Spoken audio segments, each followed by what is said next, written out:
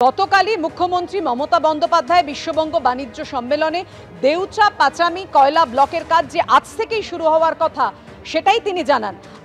এই মুহূর্তে সেই কাজ শুরু হয়েছে কিনা আমরা সরাসরি কথা বলবো। আমাদের প্রতিনিধি ভাস্কর মুখোপাধ্যায় আমাদের সঙ্গে রয়েছেন, কিন্তু তার আগে আপনাদের দেখাবো গতকাল মুখ্যমন্ত্রী ঠিক কি ঘোষণা করেছিলেন। From tomorrow it will begin. Everything is ready. Everything is ready. It is coming up. Second largest coal field, and that will create more power. And next 100 years, there will be no power crisis. There will be no power problems. So anybody can take care for this Deucha Pachmi. কথা বলবো, আমাদের সঙ্গে রয়েছেন আমাদের প্রতিনিধি ভাস্কর মুখোপাধ্যায়। ভাস্কর, দেখাও সেই ছবি, দেউচা পাচামি কয়লা ব্লকের কাজ যেভাবে শুরু হলো আজ।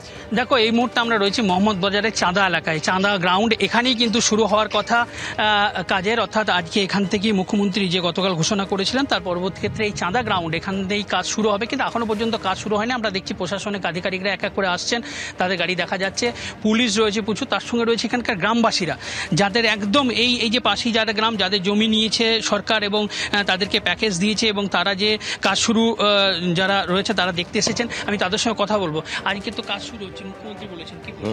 আমরা খুবই খুশি এবং খুবই আনন্দিত।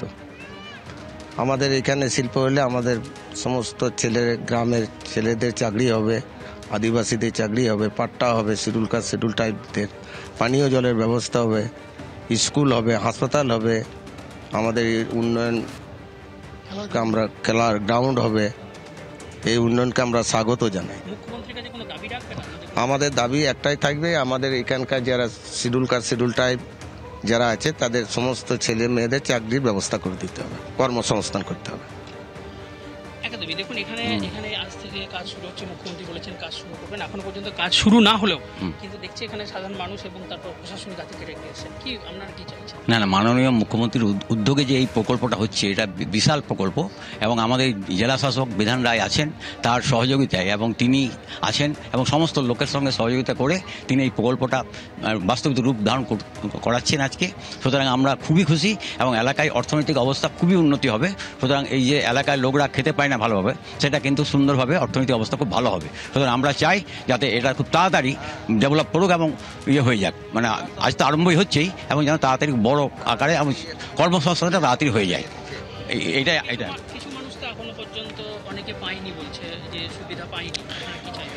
দেখুন, কোনো মানুষই আমরা চাই না কোনো মানুষই বঞ্চিত যেন না হয়। সুতরাং যারা আগে থেকে যারা চেষ্টা করেননি পাওয়ার জন্য, ওনাদের পাওয়াতে একটু দেরি হবেই, এবং যারা আগে থেকে কনসার্ট দিয়েছেন আমরা চাইছি যারা আগে ফর্ম ফিল আপ করেছে ওনারা যেন খুব তাড়াতাড়ি পেয়ে যান, চাকরি পেয়ে যান, সেটাই আমরা চাইছি। আর্থিক প্যাকেজ কি সবারই, যারা এখানে জমি আছে আশেপাশে যাদের জমি আছে এখনো নেওয়া হয়নি সেই জমি?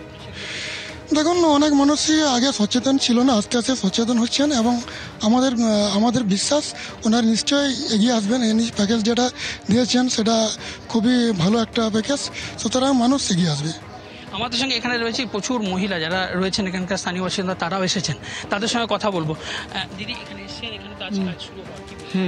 আমরা চাকরি চাই একটু করে, আমাদের তো কিছু খুশি না, ছেলেদের হোক আমাদের হোক মেয়েদের হোক, আমাদেরকে চাকরি চাই। আমাদের তো কিছু নেই, জমি নাই, জায়গা নেই, আমরা খাবো কি? হ্যাঁ, আমাদের ছেলেদের আমাদের কাজ চাই, আমাদের জমি জায়গা নাই, কিছু নাই, তাহলে আমাদের কিছু করে খেতে হবে আমাদেরকে, এটাই বলছে মানে। হ্যাঁ, ওইটাই কাজ চাইছে মানে। একদমই। দেখো, এখানে পরিষ্কার কথা যে যারা এখানে এসছেন তারা একটা কথা বলছেন, যারা এখানে রয়েছেন তারা যেন সবাই কাজ পান এবং সবাই সুযোগ সুবিধা পান। যাদের জমি রয়েছে এখনও পর্যন্ত যারা জমি দেননি তারা যেন জমি দেন, সরকার তাদের জমি অধিগ্রহণ করে এবং সেই অধিগ্রহণ করে সরকারি যে প্যাকেজ, অর্থাৎ একদিকে যখন জমি দিলে টাকা পাওয়া যাচ্ছে, একইভাবে চাকরির যে প্যাকেজ সেই প্যাকেজটা যেন সরকার পূরণ করেন, এটাই দাবি রাখছেন। একইভাবে এখানকার যারা স্থানীয় মানুষ যাদের জমি নেই তারাও একটা দাবি রাখছেন যে এখানে যে খনি হলে পরে সেই খনিতে যদি তারা চাকরি পান তাহলে তাদের যে তাদের পরিবার বাঁচবে। একদমই, প্রত্যেকেই কাজের আশায়, কর্মসংস্থানের আশায় রয়েছেন। ধন্যবাদ তোমায় ভাস্কর।